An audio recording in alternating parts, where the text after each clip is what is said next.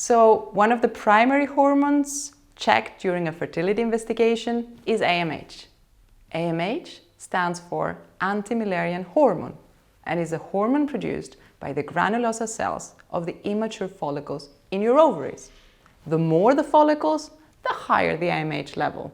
So that's why AMH can be used to indicate your ovarian reserve. Another way to assess your ovarian reserve is through pelvic ultrasound. We then usually measure the number of activated follicles that we can see on the ultrasound in order to make an assessment about your total ovarian reserve. So having said that, I want to emphasize that AMH just tell us one side of the story, and its role in fertility is often exaggerated. It's only one part of the equation, and studies actually show that you have the same chances of getting pregnant with a low or a high number of eggs if you don't have any other fertility issues like ovulation disorder, for example. So AMH is interesting to look at, but the test is not alone a predictor of your fertility. So what can we use AMH for? Well, we can use it to adapt the medication we use during IVF, or to identify an unusually low egg reserve, which could indicate a risk for premature menopause. And we could also use it to indicate polycystic ovary syndrome, a hormonal disorder that can create fertility issues.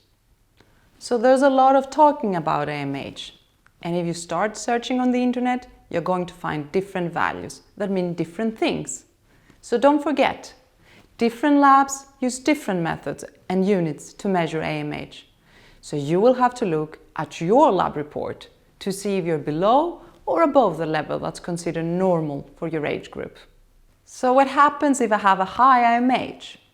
Well, an AMH value that's above range, it could indicate what's called polycystic ovaries.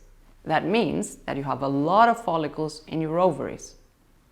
Having a lot of follicles is not necessarily bad, but if you also have symptoms like irregular cycles or male hair growth and acne, that could together indicate PCOS. So what if you have a low AMH? Well, if you have a value that's below the normal range for your age group, it could mean you're at risk to reach menopause earlier than average. So I would recommend to check also your estrogen and FSH levels and try to keep track of your cycle so you may notice any irregularities in that.